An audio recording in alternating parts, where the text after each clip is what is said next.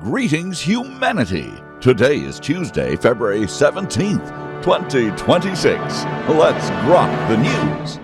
I'm Robert Gardner, using Grok each weekday to help me search out and to summarize the biggest headlines in the news today. You also get the unparalleled benefit of this observer's opinions. And that makes it all worthwhile. We review a roundup of the most critical reports in the world from places like Geneva, Chicago, Middleburg, Virginia, Pawtucket, Rhode Island, Washington, D.C., and Chicago, Illinois. But first, we do a deep dive into today's top story right after this.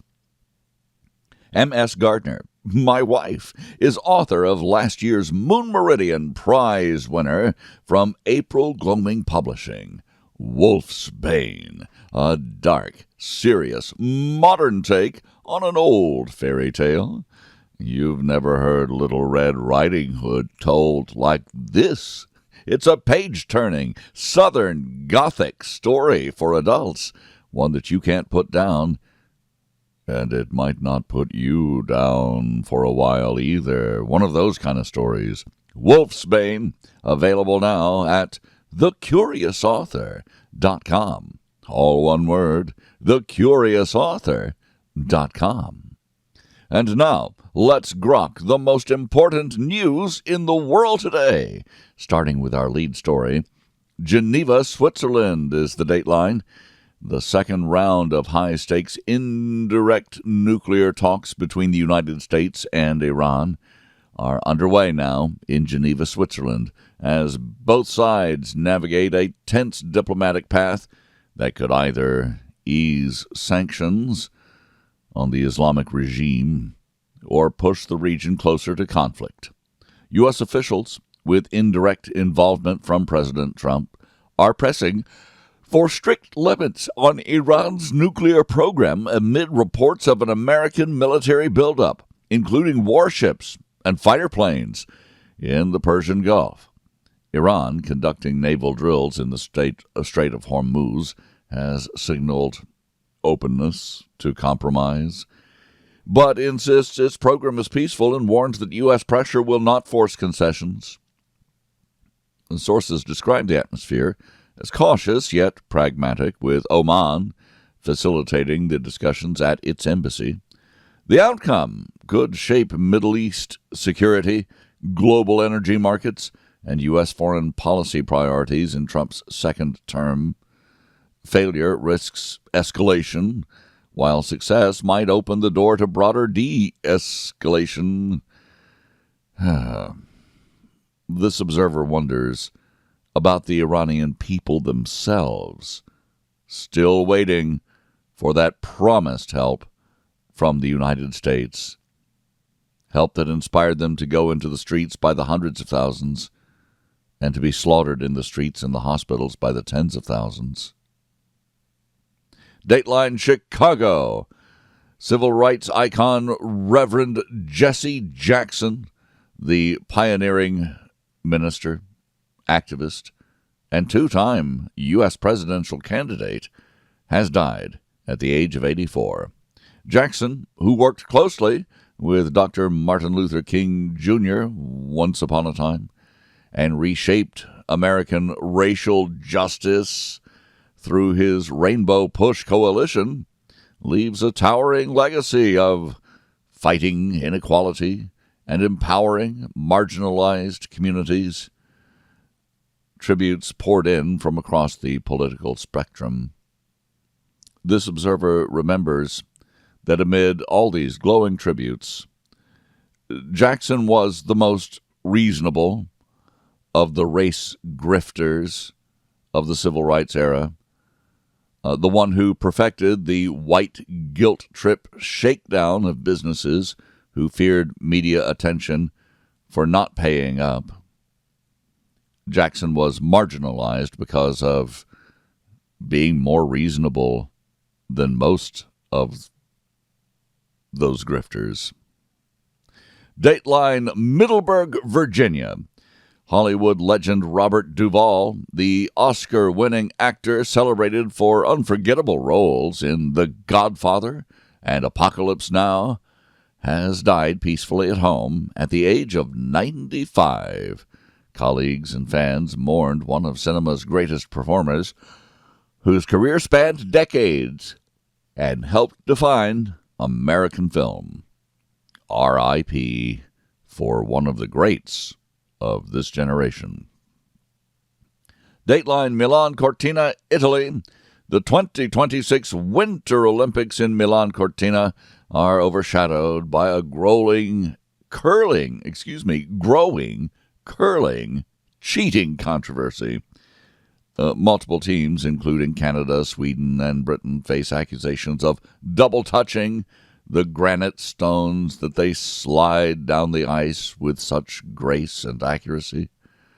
Well, there are penalties, rule clarifications, heated disputes, and widespread frustration over officiating integrity. This observer has seen controversies in all of the Olympic Games that he can personally remember, and that's quite a few. And he questions how newsworthy this story actually is. Dateline Pawtucket, Rhode Island.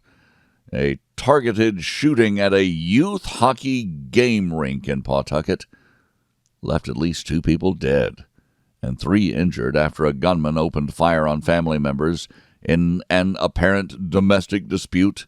The suspect, who also died, was identified police as going by the name Roberta. Yet another sexually transitioning individual pumped up on hormones and drugs, is this observer's guess. Dateline Washington, D.C. President Trump has directed federal authorities, including FEMA, to intervene in what he called a massive ecological disaster after a collapsed sewer line spilled millions of gallons of sewage into the Potomac River, raising public health alarms while he blamed local Democratic leadership. Over and over and over again, we see corrupt and incompetent local Democrats endangering the lives of everyone around them. They're really just that bad. They understand the system and how to rig it, and how to appeal to the worst in human nature in their anything-goes grasp for power locally, in state government, and in federal government. But they have demonstrated no idea how to effectively use power in actual service to actual people. Dateline Kiev, Ukraine. Ukraine is now offering financial incentives for soldiers to freeze their sperm as the country grapples with a severe demographic crisis fueled by heavy war casualties, population decline, and long-term recovery challenges from the ongoing conflict with Russia. The most preventable and least necessary war in modern history has certainly produced some of the most bizarre and inhuman headlines. Dateline Washington, D.C.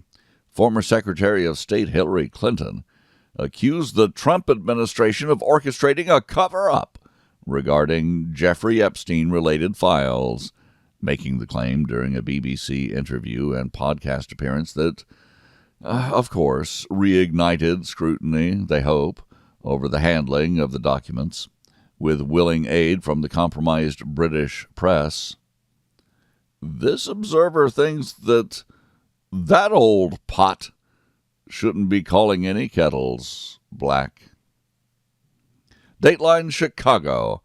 Hyatt Hotel's executive chairman, Thomas Pritzker, has stepped down from his role following renewed attention to his past ties to Jeffrey Epstein, marking yet another high-profile departure linked to the disgraced financiers network. He won't be the last. Dateline, Washington, D.C.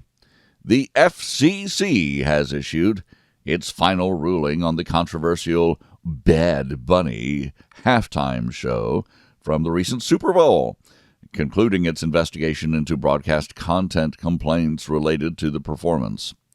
Well, now, it seems that the original lyrics to the songs Bad Bunny and the NFL introduced to America were not quite what was actually sung in Spanish at the game.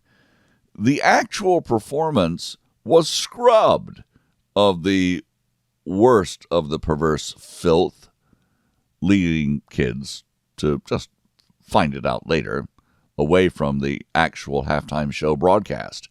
So the FCC ruled them not guilty of breaking the letter of the law. This observer is sure they certainly broke the spirit of it.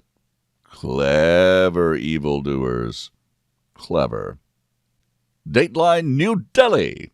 India's landmark AI summit got off to a chaotic start.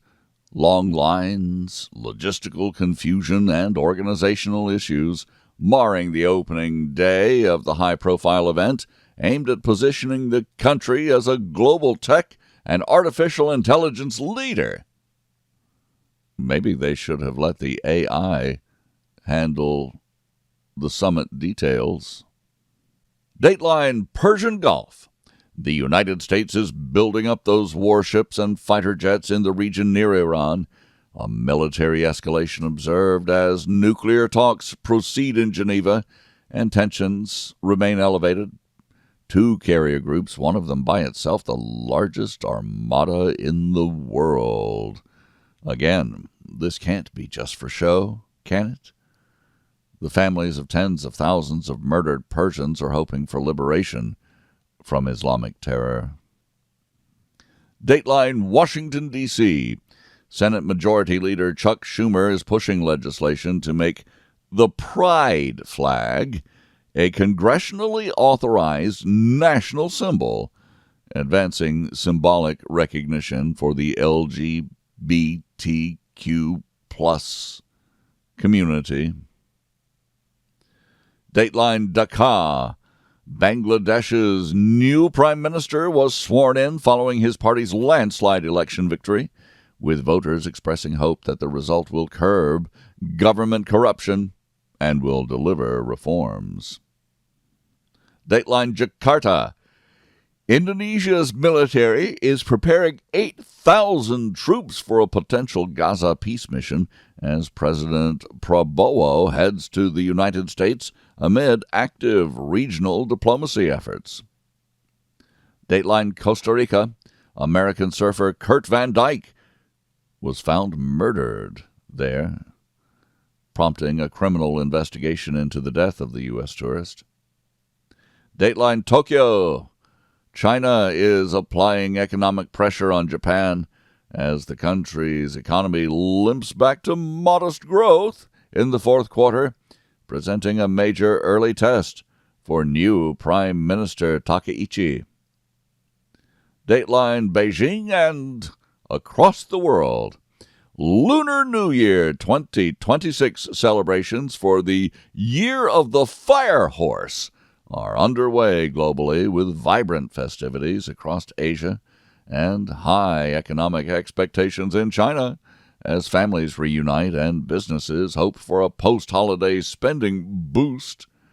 Meanwhile, today is Mardi Gras, where this observer lives, and Carnival in other parts of the world. Everybody have fun and be safe. And I thank you for listening. Please join me tomorrow to once again grok the news. I'm Robert Gardner. Godspeed and God bless.